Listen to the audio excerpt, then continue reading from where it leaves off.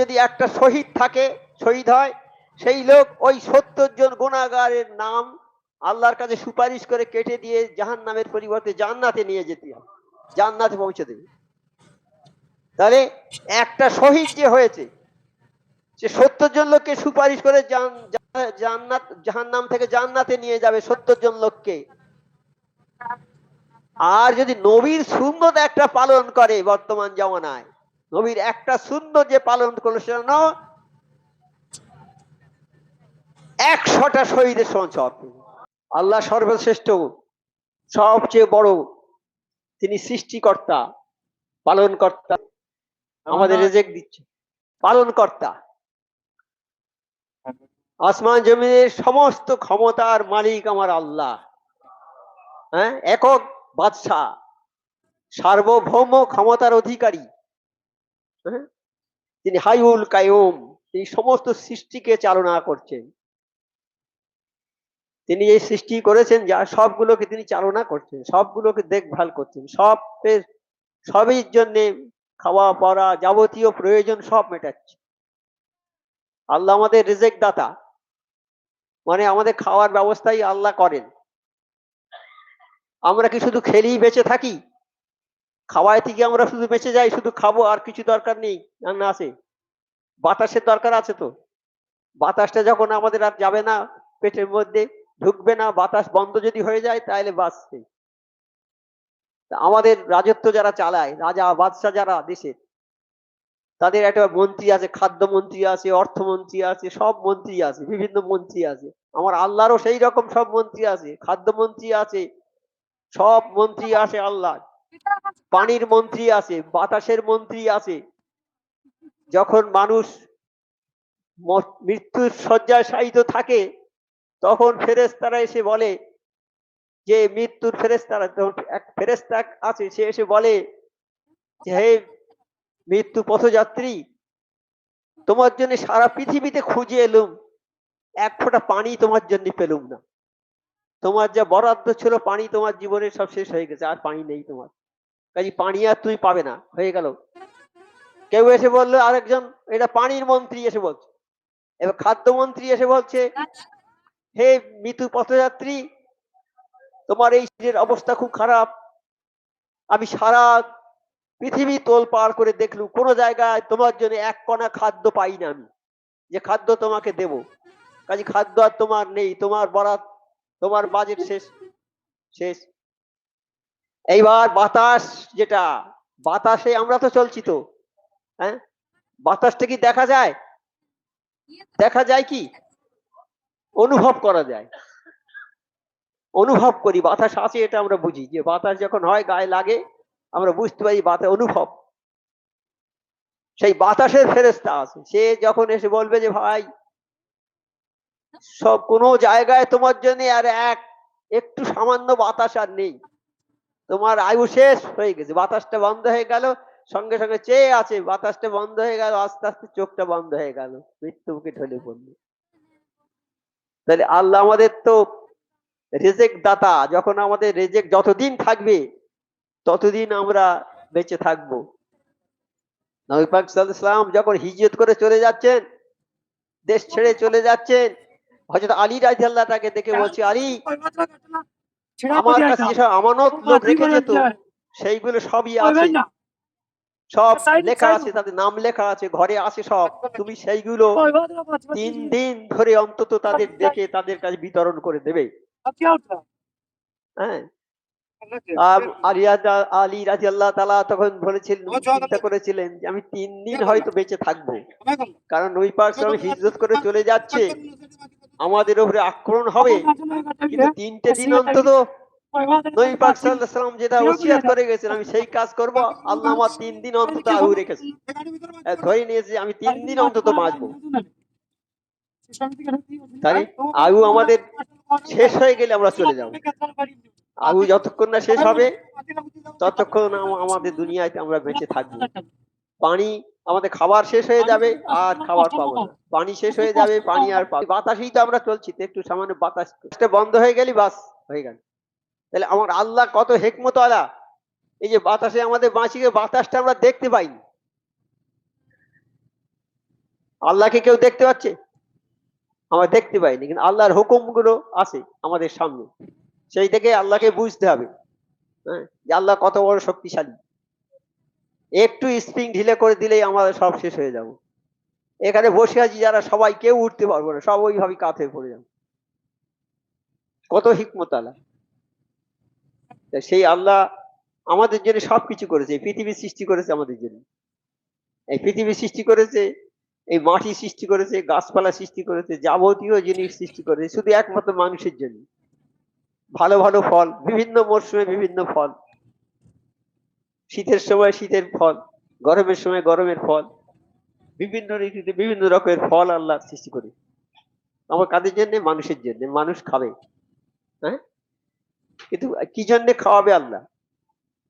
আল্লাহর একটা কাজ শুধু, যে তোমরা আমার ইবাদত বন্দেগী করবে, তোমরা আমার ইবাদত বন্দেগী করবে।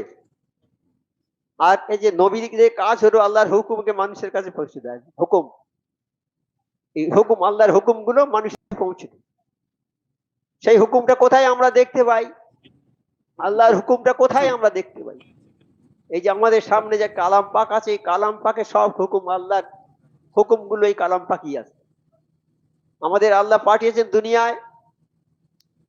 আমরা কলকাতা যাব, জীবনে কলকাতা যাইনি। কলকাতা যাব, কলকাতা রাস্তাঘাট জানা নেই। তাহলে কোনো মানুষ যদি আমাদের সঙ্গে থাকে জানা লোক, তাহলে তো সুবিধা হবে। আর নয়তো চলে যাচ্ছি, একটা ঠিকানা দিচ্ছে দিকে, এই ঠিকানাটা নিয়ে যাও, এই কাগজ দেখে দেখে যাবে। এই কাগজে লিখে দিচ্ছি এখান থেকে শিয়ালদা স্টেশনে উঠবে, শিয়ালদা স্টেশনে উঠে ইয়ে তালদি স্টেশনে উঠবে, উঠে শিয়ালদায় আসবে, নামবে, নেমে ওখান থেকে আবার বাস হোক যা হোক ধরে চলে যাবে কলকাতায়। হয়তো যাবে ব্রিগেডে, যাবে ব্রিগেড ময়দানে যাবে। তাই এই যদি একটা অ্যাড্রেস থাকে, তাহলে আমরা ঠিক সঠিক জায়গায় পৌঁছে যাব। আর নয়তো আমরা জীবনে কলকাতায় যাইনি, কি করে যাব? ট্রেনে উঠে কোথায় নামবো তার ঠিক নেই, জানা নেই। সেই জন্য আমরা দুনিয়াতে এসেছি, আল্লাহ পাঠিয়েছে আমাদের, আমাদের কিছু জানা নেই, কিচ্ছু আমরা জানি না। আমরা যাতে দুনিয়ায় কিভাবে চলবো, কি খাবো, কি করব, কোথায় যাব, হ্যাঁ, সেই জন্য কালাম পাকটা পাঠিয়েছেন আল্লাহ। আর আমার নবীকে পাঠিয়েছেন, নবীর উপরেই কালাম পাক নাজিল করেছেন। সে নবী, তুমি এই কালাম পাকের হুকুমগুলো সমস্ত মানুষকে জানিয়ে দাও। কালাম পাকের হুকুমগুলো মানুষকে জানিয়ে দাও। সর্বপ্রথম হুকুম হচ্ছে নামাজের কথা বলেছেন আমার আল্লাহ, যে আমি এই মানুষ জাতি আর জেন জাতিকে সৃষ্টি করেছি শুধু আমার আবার ইবাদত বন্দেগী করবে এই জন্য। আর কারোকে আমি সব সৃষ্টি না, এই মানুষ আর জেন জাতিকে আমি স্পেশাল ভাবে সৃষ্টি করেছি, আর এরা আমার ইবাদত বন্দেগী করবে। তাহলে আমাদের আল্লাহর ইবাদত বন্দেগী করবো, আল্লাহর প্রশংসা করবো। ইবাদত বন্দেগী করা মানে আল্লাহর প্রশংসা করা, আল্লাহ যে আছে এই কথাটা আমাদের বিশ্বাস করে নেওয়া, মেনে নেওয়া, হ্যাঁ, এই কথা আমাদের মেনে নিতে হবে। কিন্তু আজকে আমাদের অনেকে আল্লাহ আছে এ কথা বিশ্বাস করে না, বলে আল্লাহ আছে তো আল্লাহকে দেখতে পাইনি। বাতাস তো আছে তো, দেখতে আমরা দেখতে পাও না, কিন্তু বাতাস আছে তো, এটা তো বুঝতে পারো। তাই বাতাসকে তো মেনে নিচ্ছে যে বাতাস আছে, বাতাস না হলে মানুষ বাঁচে না। সেম আল্লাহকে দেখা যায় না, কিন্তু আল্লাহর এই যে কালাম পাক আছে, কালাম পাকে আল্লাহর কথাগুলো সব আছে। এই কথাগুলো যদি আমরা শুনি বা পড়ি, তাহলে আমরা আল্লাহ সম্বন্ধে একটা বিশ্বাস আমাদের আসবে। সেই জন্য এই কালাম পাক পাঠে যেটা পড়তে হবে, এই কালাম পাক পড়তে হবে আমাদের সবাইকে। এটা পড়তে হবে আমাদের। কালাম পাক পড়লে কি হবে? আমরা আল্লাহকে জানতে পারবো, আল্লাহর অস্তিত্ব সম্বন্ধে জানতে পারবো। আর নবী পাক সাল্লাল্লাহু আলাইহি সাল্লাম তো আমাদের এই কালাম পাক পড়ে আমাদের সহজ করে বুঝিয়ে দিচ্ছেন যে তোমাদের করণীয় কি। সর্বপ্রথম তোমরা আল্লাহর ইবাদত বন্দেগী করবে, আল্লাহর নামাজ পড়বে, নামাজের কথা বলে সর্বপ্রথম ইবাদত বন্দেগী করবে। আল্লাহর হুকুম এটা, 5 ওয়াক্ত নামাজ তোমরা পড়বে, আল্লাহর হুকুম। আমার নবী পাক সাল্লাল্লাহু আলাইহি সাল্লাম মেরাজে গিয়েছিলেন, মেরাজে আল্লাহর সঙ্গে দেখা করার জন্য গিয়েছিলেন। মেরাজে গিয়েছেন যখন, আল্লাহ বলছে নবী আমার জন্য কি এনেছো? আমার নবী পাক সাল্লাল্লাহু আলাইহি ওয়াসাল্লাম বলেন, হে আল্লাহ, আমার উম্মতের যত গুনাহ সবগুলো এনেছি আপনার জন্য। আমার আল্লাহ খুব খুশি হয়ে গেছে। তাহলে আমি একটা জিনিস দিচ্ছি, নিয়ে যাও, এই 50 ওয়াক্ত নামাজ নিয়ে চলে যাও। এইটা তোমার নামাজ পড়বে, 50 ওয়াক্ত নামাজ পড়বে, তাদের জীবনের সমস্ত গোনা আমি আল্লাহ মাফ করে দেবো। নিয়ে চলে আসছে। রাস্তায় দেখা হয় মুসা আলাহিসাল্লামের সঙ্গে। মুসা আলাহিসাল্লাম বলছে, আল্লাহ নবী কোথায় গিয়েছিলেন? বলছে, আমি আল্লাহর সঙ্গে দেখা করতে গিয়েছিলাম। তাহলে কি দিয়েছে আল্লাহ? বলে 50 ওয়াক্ত নামাজ। বললে পারবে না, আপনার উম্মত 50 ওয়াক্ত নামাজ পড়তে পারবে না, দান কমিয়ে আনুন নামাজ। 5 ওয়াক্ত নামাজ আমরা পড়তে পারিনি, অনেকে পারিনি তো। বলে আমি এই ব্যবসা করি, ব্যবসার জন্য আমার নামাজ কাজা হয়। কেউ বলে আমি ইউনিভার্সিটিতে পড়ি, আমার এই পড়ার জন্য নামাজ কাজা হয়। কেউ আমি খেলাধুলো করি, ক্লাবে যাই, নামাজ পড়া হয় না। কেউ বলে আমি চাষ করি, চাষের কারণে আমার নামাজ পড়া হয় না। এইরকম হাজারো কারণ, নামাজ পড়া না পড়ার হাজার রকম কারণ, হাজার রকম কারণ দেখায়। 5 ওয়াক্ত নামাজ, এবার যদি 50 ওয়াক্ত নামাজ থাকতো তাহলে কি হতো? তাহলে কি হতো? কেউ পড়তে পারতো কি? মুসা আল্লাহ বলে, না আপনি চলে যান। আমার নবী পাক সাল্লাল্লাহু আলাইহি ওয়াসাল্লাম ইতস্তত করছে যে আল্লাহ দিয়েছে আর আমি যাবো। বলে না, যান। গিয়ে বললো, আল্লাহ আমার কিছুটা কমিয়ে দেয়, 5 ওয়াক্ত কমিয়ে দিই। এবার ফিরে আসতে বলে, কত কমিয়েছে? বলে 5। বলে হবে না, আবার যাও। এরকম করে যেতে যেতেই 5 ওয়াক্ত নামাজ আছে। আর মুসা আলাইহিস সালাম বলছে, আবার যান না। তখন নবী পাক সাল্লাল্লাহু আলাইহি ওয়াসাল্লাম লজ্জা হচ্ছে, এতবার গিয়েছি আর যাবো? চুপ করে দাঁড়িয়ে আছে। হ্যাঁ, দিয়েছে কিন্তু বলতে পারছে না কোনো কথা, দাঁড়িয়ে আছে। আল্লাহ বলছে, নবী তুমি মনে কষ্ট করো না, এই 5 ওয়াক্ত নামাজ নিয়ে চলে যাও। আর এই 5 ওয়াক্ত নামাজ তো মুহাম্মদরা পড়বে, আমি 50 ওয়াক্ত নামাজের সওয়াব দেবো। আমার নবী পাক সাল্লাল্লাহু আলাইহি ওয়াসাল্লাম আমাদের জন্য সবসময় কান্নাকাটি করেছে, সবসময় কান্নাকাটি করেছে, আল্লাহর কাছে কেঁদেছে, আল্লাহ আমার উম্মতরা 20 বছর, 25 বছর, 30 বছর বাঁচবে। হ্যাঁ, আর অন্য নবীর উম্মতরা 300 বছর, 400 বছর, 500 বছর, 1000 বছর, 2000 বছর এরা বেঁচে গেছে। তাহলে কাল কিয়ামতের ময়দানে দেখা যাবে যে আমার উম্মতরা সবার পেছনে, এদের ইবাদত, এদের এদের যা এদের যা দেখি সবার চেয়ে কম হবে, কম দিন বেশি এদের দেখি কম হবে। তাহলে আমার উম্মত সবার পেছনে থাকবে। আল্লাহ বলছে, নবী তুমি দুঃখ করো না, তোমার উম্মতকে আমি নবীর দরজা দেব, তারপর দুনিয়া থেকে তুলে নেব। কি কথা বললেন? আমার আল্লাহ যেটা বলে সেটা ঠিক কথা তো নাকি? নবীর দরজা দিয়ে দেবে, নবী হবে না কিন্তু নবীর দরজা পাবে, নবীর দরজা দিয়ে দুনিয়া থেকে তুলে নেব। আমার নবী পাক সাল্লাল্লাহু আলাইহি ওয়াসাল্লাম খুশি হয়ে গেল। নবী সাল্লাল্লাহু আলাইহি ওয়াসাল্লাম আমাদের জন্য রাত দিন কাঁদছেন, ইয়া উম্মতি ইয়া উম্মতি করে রাত দিন তিনি কাঁদছেন। আমার নবী জিন্দা নবী, তিনি রাত দিন আমাদের জন্যই কাঁদছেন। আমরা যদি তার অনুসরণ না করি তাহলে আমাদের তো খারাপই হবে।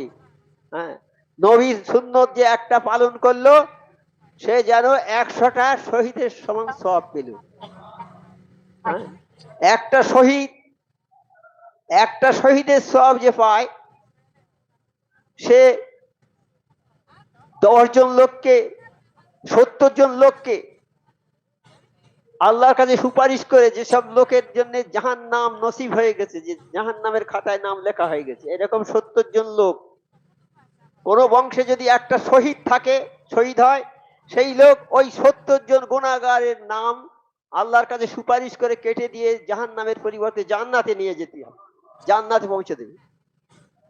তাহলে একটা শহীদ যে হয়েছে, সে 70 জন লোককে সুপারিশ করে জান্নাত, জাহান্নাম থেকে জান্নাতে নিয়ে যাবে 70 জন লোককে। আর যদি নবীর সুন্নত একটা পালন করে, বর্তমান জামানায় নবীর একটা সুন্নত যে পালন করলো, সেটা 100টা শহীদের সমান সওয়াব। তাহলে একটা সুন্নত পালন করে। আমার নবী পাক সাল্লাল্লাহু আলাইহি ওয়াসাল্লাম মেশাক করতেন, সবসময় মেশাক করে নামাজ পড়তেন। মেশাক, নামাজের ওযু করার আগে মেশাক করে ওযু করতেন। আমরা যদি মেশাকটা করি তাহলে কি হবে? আমার নবী পাক খাওয়ার সময় বিসমিল্লাহ বলে খেতেন, আর শেষ হয়ে গেলে আলহামদুলিল্লাহ বলতেন। আমরা যদি এই সাধারণ মাথায় দিয়ে থাকতেন, আমরা আমরা এইটুকু বিসমিল্লাহ বলে খেতেন, আর শেষ হয়ে গেলে আলহামদুলিল্লাহ, আমরা এইটুকু মাথায় দিয়ে থাকি, পালন করতে হবে, সুন্নতটা মেনে চলতে হবে। নবীর একটা সুন্নত যদি কেউ মানে সারা জীবন ধরে যদি কন্টিনিউ করে থাকে, তাহলে সেই লোকটা 100টা শহীদের সমান সওয়াব পাবে। তাহলে কত লোককে সে সুপারিশ করে জান্নাতে নিয়ে যাবে।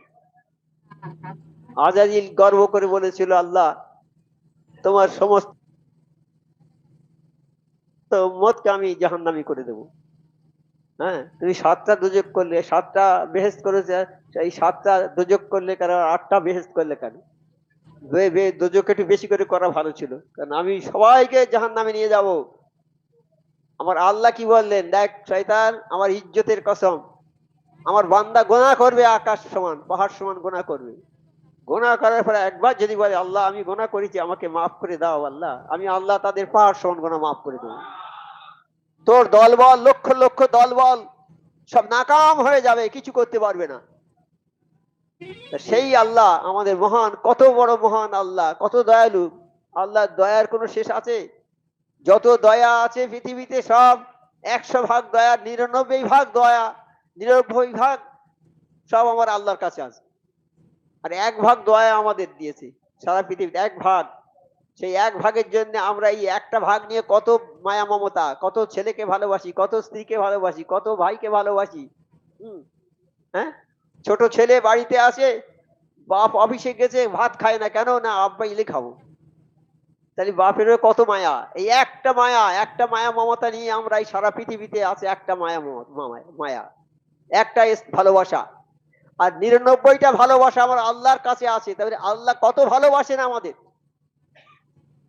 সেই আল্লাহর কাজ যখন আমরা না করি, আল্লাহর হুকুম যখন আমরা অমান্য করি, অর্থাৎ নামাজ যখন না পড়ি, এই রকম হুকুম যখন পালন না করি, তখন আল্লাহর আরশটা ঠক ঠক করে কাঁপতে থাকে।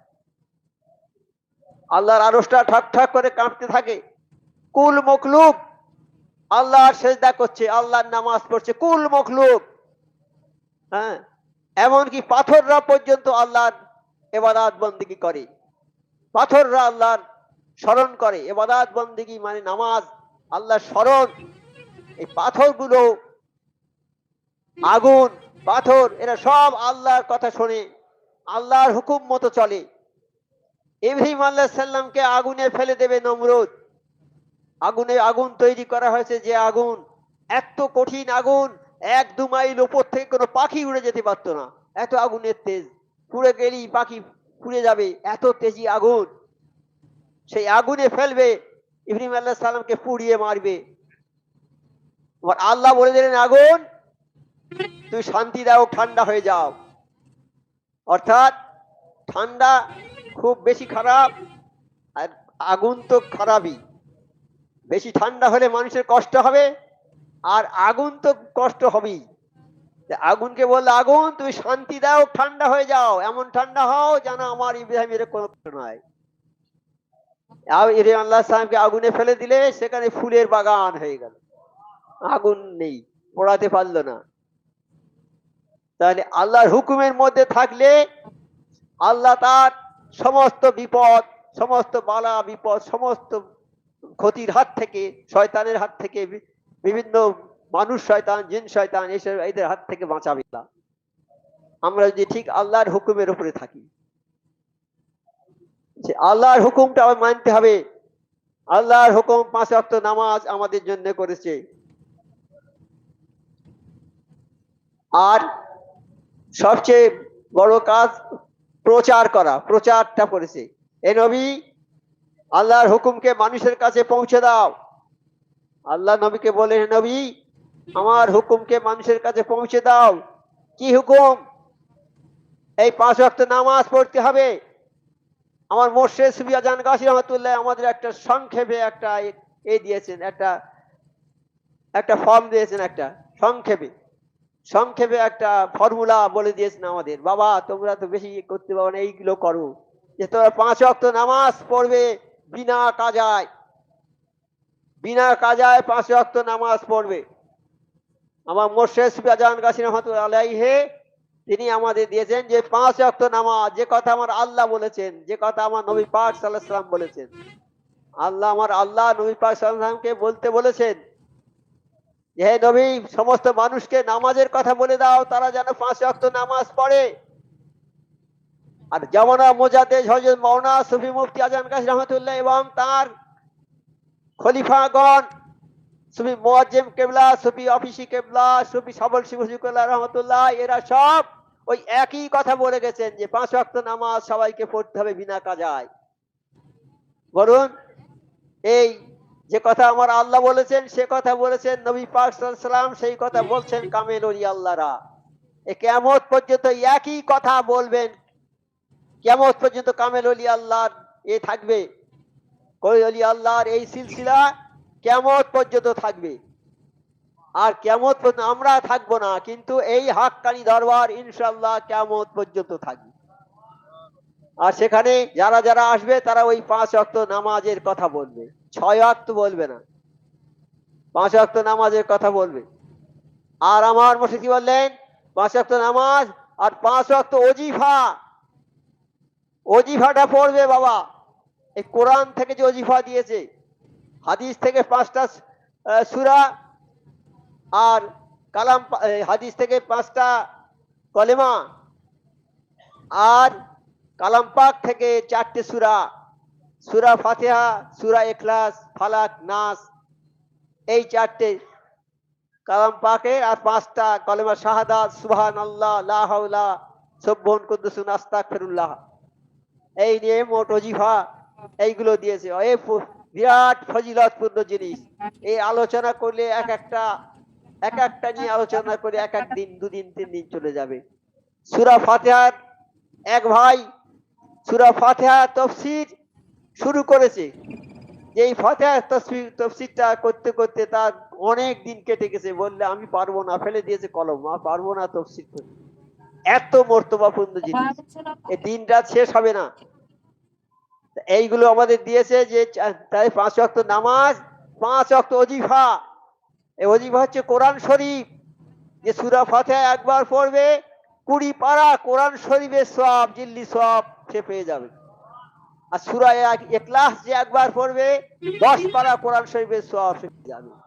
আর ফালাক, নাস যারা পড়বে, জাদু টোনা, মানুষের শত্রুতা, এই অনেকে বলে আমার বাড়িতে জেন ঢুকেছে, কেউ বলে আমার জ্ঞাতি শত্রুতা করছে, কেউ বলে আমার শ্বশুর শত্রুতা করছে। তোমার শত্রুতা যারা করছে, এই ফালাক নাস যদি আমলে রাখো, তাহলে তোমার শত্রু শেষ হয়ে যাবে, থাকবে না। হ্যাঁ, আমার মোর্শেদ সুফি আজম রহমাতুল্লাহ সেই ওজিফাটা আমাদের দিলেন। এই ওজিফাটা হচ্ছে কালাম পাক। যারা কালাম পাক পড়তে পারবে না, কালাম পাক যারা শিখবে না, কালাম পাক যারা পড়বে না, তারা কাল কিয়ামতে অন্ধ হয়ে উঠবে, তাদেরকে অন্ধ করে তোলা হবে। তারা বলবে আল্লাহ, আমরা দুনিয়াতে তো আমাদের চোখ ছিল, কিন্তু এখন এখানে আমরা অন্ধ কেন?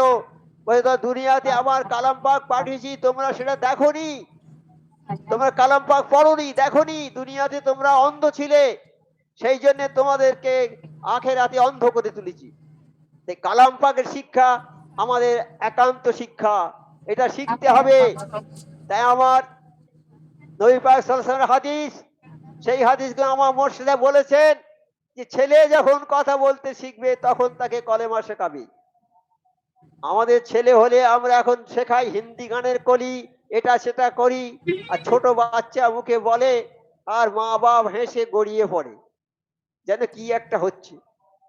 তাই আমাদের জন্য আমাদের ছেলেরা খারাপ হয়ে যাবে। ওই কলেমার পরিবর্তে ওই যে শেখাই আমরা, শেখাতে দোষ নেই, কিন্তু আজে বাজে জিনিস শেখানো যাবে না, ভালো শিক্ষার জিনিস শেখাও তাকে। খাওয়া, ছোটবেলা থেকে তাকে সালাম দেওয়ার মানে তালিম দাও। লোক দেখা হলে, বয়স্ক লোক হোক ছোট হোক, সালাম যেন দেয় সব সময়। বাড়ি থেকে সালামটা শুরু হবে, নিজের মাকে সালাম দেবে, আব্বাকে সালাম দেবে, চাচাদের সালাম দেবে, ছোট্ট বাচ্চা সালাম দেওয়ার থেকে শুরু করে বাড়ি থেকে। তাইলে ও আর জীবনে কোনো জায়গায় সালাম ভুলবে না। খাওয়ার সময় বলতে হয় বিসমিল্লাহ বলে খাও বাবা। একটা ছোট্ট ছেলে হাফেজ সাহেবের কাছে পড়ে, হাফেজ সাহেব যে বাড়িতে পড়ায়, সেই ছোট ছেলেটা পড়ে, উপর বসে থাকে, শোনে। তা বলছে খাওয়ার দোয়া কি? তা বলেছে, বলে খানা যখন আসবে এলি কি দোয়া পড়তে হবে বলো? তা সেই বাচ্চাটা এইটুকু বাচ্চা বলছে খানাটা আসুক তারপর তো বলবো। হাফেজ সাহেব এসে গড়িয়ে পড়েছে, বলছে এ কি আশ্চর্য ছেলে বলেনি, তো ঠিক কথা তো বলেছে, আর খানা এলি কি দোয়া পড়তে হবে। তা সে বলছে খানাটা আসুক আগে, হুজুর তারপর তো বলবো। তাই এইরকম ছোট বাচ্চাদের ছোটবেলা থেকে যা শেখাবেন তাই শিখবে ওরা। আমি যদি ওদের গাল দেওয়া শেখাই তাহলে গাল শিখবে, আমি যদি ওদের ওই হিন্দি গানের কলি শেখাই তাও শিখবে, আমি যদি কালাম পাকের সূরা শেখাই শিখবে। সেই ছোট থেকে কলেমা শেখাতে হবে ছোটবেলা থেকে ছেলেদের। ছেলে আমার মোর্শেদা বলেছেন ছেলেরা হচ্ছে কাদা, কাদাটাকে আমরা, কাদাটা নরম, তাকে আমরা গোল করতে পারি, লম্বা করতে পারি, চারকোনা করতে পারি, পাঁচকোনা করতে পারি, করতে পারি। আর যখন কাদাটা শুকনো হয়ে যাবে, মাটি হয়ে যাবে, তখন তাকে আর আর সোজা করা যাবে না, ভেঙে যাবে। তা ঠিক ছোট ছেলে তাই, ছোট ছেলে কাদা, তাকে যা শেখাবো ছোট যেদিকে নিয়ে যাব সেই দিকে যাবে, যখন বড় হয়ে যাবে শক্ত হয়ে যাবে আর সোজা হবে না। তাই অনেক লোক এসে দরবারে বলে হুজুর ছেলেরা নামাজ পড়ে না, একটু দোয়া করুন। কেন বাবা পড়ে না? আমার মোর্শেদ কেবলার কাছে এসেছিলেন, সাবর সিং হুজুর রহমতুল্লাহর কাছে এসে একজন হুজুর আমার ছেলে নামাজ পড়ে না। তা উনি বলছে বাবা নামাজ পড়ে না, এই নামাজ না পড়ার অবস্থাটা তুমিই তৈরি করেছো বাবা। তুমি কি কোনোদিন যখনই তোমার ছেলে ভূমিষ্ঠ হয় তখন থেকে কি তার বড় যখন কথা বলতে শিখেছে তখন কি তাকে কলেমা শিখিয়েছো বাবা? বলছে জি না। তাহলে এটা তুমি তৈরি করেছো বাবা, এটা যাও তুমি তার জন্য দোয়া করো, দোয়া করো যে আল্লাহ আমার ছেলে ইমানটা দাও, সে যেন নামাজ পড়ে, বাপ মাকে ভালোবাসে, সবার সঙ্গে ভালো ব্যবহার করে, প্রতিদিন নামাজ। এই দোয়া করো বাবা, তোমার ছেলে বেনামাজি এখন বড় হয়ে গেছে, তুমি যদি রাস করো তোমার ঘাড় ধাক্কা মেরে ফেলে দেবে, কিছু করার থাকবে না। তুমি তার জন্য দোয়া করো হে আল্লাহ আমার ছেলের ইমানটা দাও, সে যেন 5 ওয়াক্ত নামাজ পড়ে, মা বাপকে যেন শ্রদ্ধা করে, সেবা করে, মানুষের সঙ্গে যেন ভালো ব্যবহার করে, এই দোয়াই করো বাবা। তো উনি দোয়া করছে, করতে করতে আর ছেলে আর রাস্তায় এলো না, ছেলে মরে গেল, এই বাপ মরে গেল, বাপ মরে গেল। ছেলের একটু দুঃখ হলো, অনুশোচনা হলো। মা বাপ মরে গেলে সে যত বড় পাষণ্ড হোক তার একটু দিলে কষ্ট হয়, তাই ছেলের মনে কষ্ট হয়েছে। মা বাপ মরে গিয়েছে বলে যাই হুজুর কেবলার দরবারে যাই, একটু ওস্তুকুল করে দিই, সবাই করছে তো মা বাপের জন্য, আমি একটু ওস্তুকুল করে দিই। এসে হুজুর কেবলার কাছে বলছে হুজুর আমার আব্বা মারা গেছে, আমি একটা ওস্তুকুল করবো। হুজুর কেবলা বললেন বাবা তুমি নামাজ পড়ো? বলছে না। তুমি কি কাজ করো বাবা? হুজুর আমি রিক্সা চালাই। আচ্ছা বাবা যাও নামাজটা শিখে তো আবার আমার কাছে আসবে, তাহলে তোমার ওস্তুকুলের অনুমতি দেব। এইবার বেরিয়ে যাচ্ছে আর বলছে আমার আব্বা শুধু এই কথাই বলতো বাবা নামাজ পড়ো নামাজ পড়ো।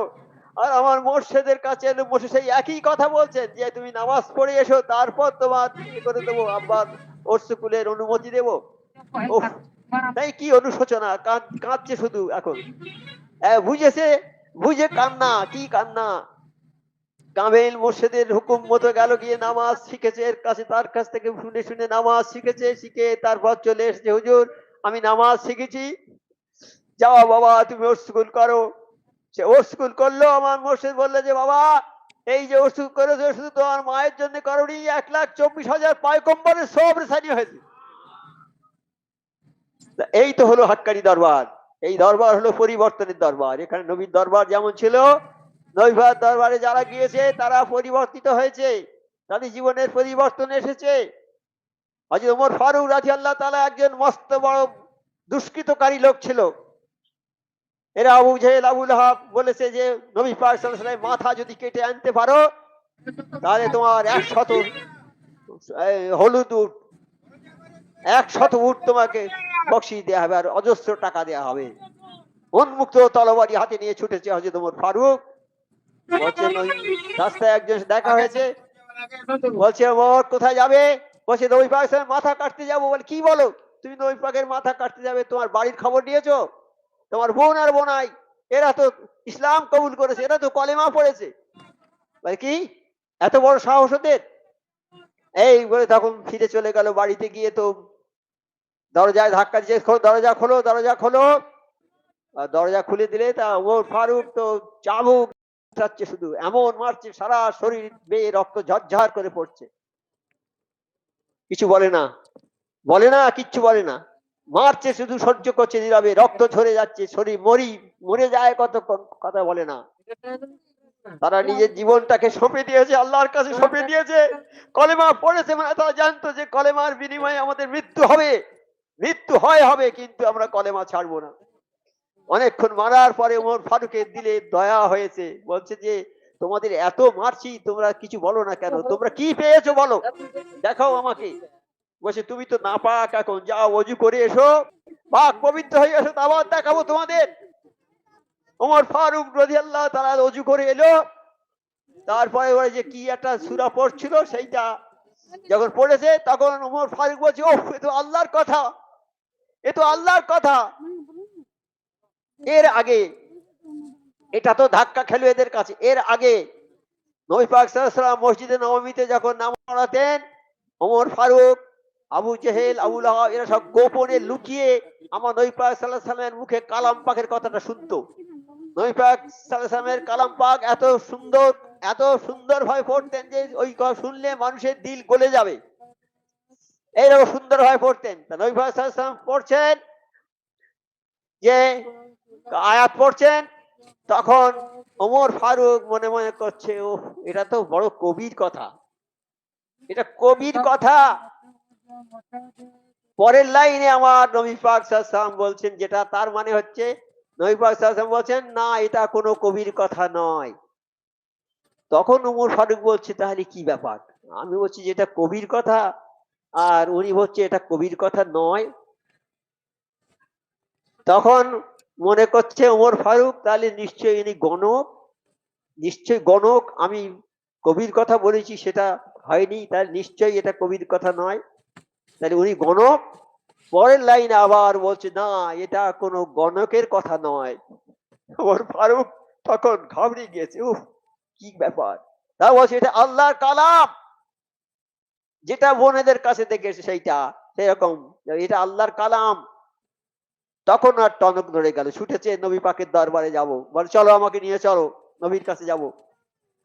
ওমর চলে যাচ্ছে, গেল নবী পাকের কাছে যাচ্ছে যখন, তখন তো ইসলাম প্রচার গোপনে হতো, প্রকাশ্যে করতে পারতো না। তখন যারা নবী পাক সাল্লাল্লাহু আলাইহি ওয়াসাল্লামের কাছে ছিল বলছে আল্লাহর নবী আপনি সরে যান, সরে যান, ওমর আসছে খোলা তরবারি হাতে, আপনাকে এখনই কেটে দেবে।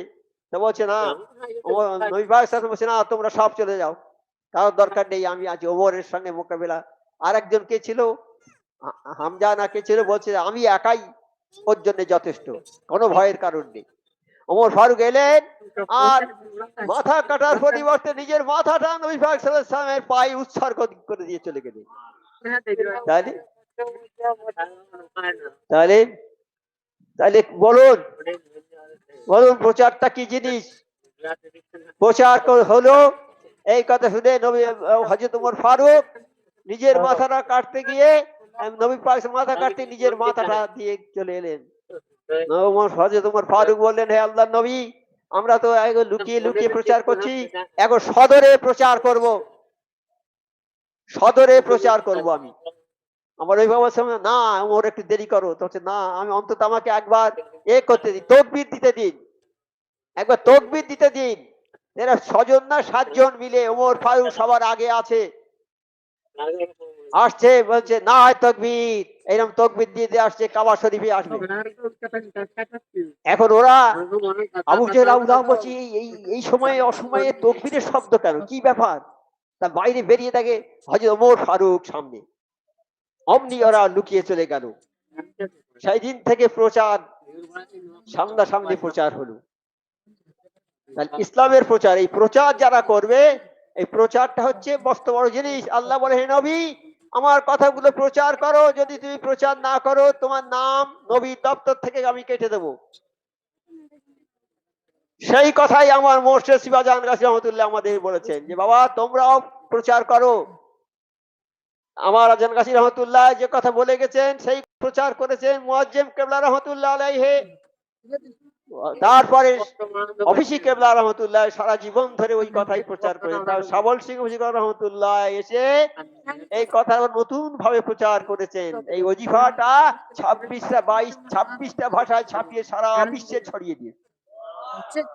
আজকে হাক্কানি আঞ্জুমান শুধু এই বাগমারীতে সীমাবদ্ধ নয়, কলকাতায় নয়, পশ্চিমবাংলায় নয়, ভারতে নয়, সারা বিশ্বে এখন প্রচারিত। সারা বিশ্ববাসী আমার মোর্শেদ সুফি আজান গাজী নামাতার নাম জেনেছেন, সারা বিশ্বের মানুষ জেনেছেন এই আমাদের পীর ভাইদের ওসিলায় আর আমার মোর্শেদ সুফি সাবর শিবুল্লাহ রহমতুল্লাহের প্রচেষ্টায়। আমাদের নসিব খুবই বলুন, আমরা সেই দরবার পেয়েছি। যেই দরবার পেয়েছি, এই দরবারে যে কেউ আসতে পারে না। আল্লাহ যাকে ভালোবাসে সেই কেবল এই দরবারে আসে। আল্লাহ আমাদের ভালোবেসেছে, সেই সূত্রে আমরা এই দরবারে এসেছি। অতএব আমাদের মুর্শিদগণ বলে গেছে যে যারা হাক্কানি দরবারে এসেছে তাদের নসিব বুলন্দ নসিব। আমাদের নসিব বুলন্দ নসিব। আরো বলেছেন যারা হাক্কানি দরবারে এলো তারা অন্ধকার থেকে আলোর মধ্যে চলে এলো। আর হাক্কানি আঞ্জুমানে এসে যারা আদবের সঙ্গে বসলো, মাওলানা রুম রহমতুল্লাহ বলেছেন 100 বছরে বেরিয়ে ইবাদতে সব তাদের আমলনামায় জমা হলো। আর আমার মোর্শেদ আজান গাজী রহমতুল্লাহ কি বলেছেন, যদি কোনো মানুষ এই দরবারে এসে বলে যে আমি মূর্খ লোক, আমি অজ্ঞ লোক, আমি কিছু বুঝি না, হে আল্লাহ, কামেল ওলি আল্লাহ আজান গাজী রহমতুল্লাহ দরবারে এসেছি, আমি কেমন ভাবে আদবের সঙ্গে বসবো আমার তো জানা নেই, এই ভয়ে ভয়ে যদি সেই লোকটা বসে যায়, আমার মোর্শেদ সুফি আজান গাজী রহমতুল্লাহ বলেছেন আমি 8 মোর্শেদের খেদমত করে যে নেকি অর্জন করেছি, ওই ব্যক্তি সেই নেকির হকদার হয়ে যাবে।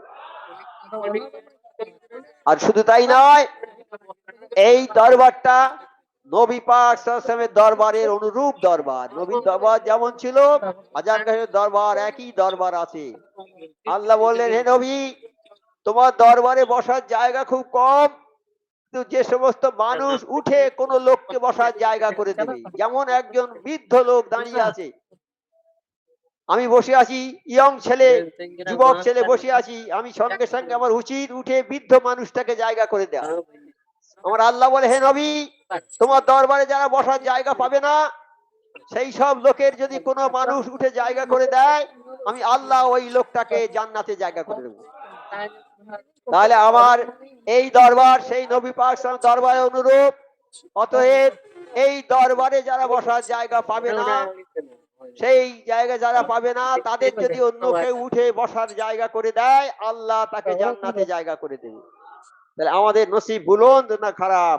আমাদের নসিব খুবই ভালো, আমরা এই দরবারে এসেছি। তবে আমাদের আরজি হবে এইটা, হে আল্লাহ, আমরা এই দরবারে এসেছি, এই দরবারে যেন আমরা আমৃত্যুকাল পর্যন্ত থাকতে পারি, আল্লাহ সে তৌফিক আমাদের দাও। আমাদের ছেলে মেয়ে, বিবি বাচ্চা, আত্মীয় স্বজন সবার কাছে আমরা এই হাক্কানির কথা প্রচার করব, হাক্কানির কথা। আর এরা সবাই যেন আমাদের কিয়ামত পর্যন্ত যেন হাক্কানি দরবারের সঙ্গে যুক্ত থাকতে পারে। কিয়ামত পর্যন্ত আমরা থাকতে পারবো না, কিন্তু আমাদের কথা বলার জন্য আমরা কিয়ামত পর্যন্ত নেকি পাবো কবরে শুয়েছি। আমার মোর্শেদ যে বলেছেন এলাহি রহমত জায়গা তামাম আলম পথ, আর এক জায়গা বলছে কিয়ামত পর্যন্ত, কিয়ামত পর্যন্ত চাও। কিয়ামত পর্যন্ত মানে আমরা মরে যাব, কবরে শুয়ে থাকবো, কিন্তু এই দরবার থেকে কোটি কোটি নেকি কবরে কিয়ামত পর্যন্ত আমাদের কবরে জমা হবে। কিয়ামতটা বলার জন্যে, অর্থাৎ কিয়ামত পর্যন্ত আমরা শুয়ে শুয়ে নেকি পাবো কবর থেকে, এই দুনিয়া থেকে, এই দরবার থেকে নেকি, কোটি কোটি নেকি আমরা কবরে শুয়ে শুয়ে পাবো। কবর আলোকিত হয়ে যাবে, কবরে নেকি মানে আর ধরবে না, কবর নেকিতে পূর্ণ হয়ে যাবে, কবর আলোকিত হয়ে যাবে। এই সব আমার মোর্শেদ সুফি আজান গাজী রহমাতুল্লাহর ওসিলায় এইগুলো পেয়ে যাচ্ছি। আমার মোর্শেদ সুফি আজান গাজী রহমাতুল্লাহ জামানার মুজাদ্দেদ, তিনি যেন দস্তগীর আমাদের হাত ধরে ধরে যেন দোজখ থেকে তুলে জান্নাতে দিয়ে দিচ্ছে। এর চেয়ে আমাদের কি পাওয়ার থাকতে পারে? এখন আমাদের উচিত হবে কামেল মোর্শেদের দরবারে আসা, কামেল মোর্শেদের হুকুম পালন করা। যে হুকুমটা আল্লাহ স্বয়ং দিয়েছেন নবীকে, নবী পাক সাল্লাল্লাহু আলাইহি ওয়াসাল্লামের সেই হুকুম আমার মোর্শেদ সারা বিশ্ববাসীর কাছে সেই খবরটা জানিয়ে দিচ্ছেন, সেই খবরগুলো জানাচ্ছেন আর সেই হুকুমগুলো জানিয়ে দিচ্ছেন। আমরা যেন আমৃত্যুকাল পর্যন্ত আল্লাহ রাসূল কামেল মোর্শেদের হুকুম মোতাবেক চলতে পারি। হে আল্লাহ আমাদের সবাইকে সেই তৌফিক দান করুন। হাক্কানি দরুদ শরীফ।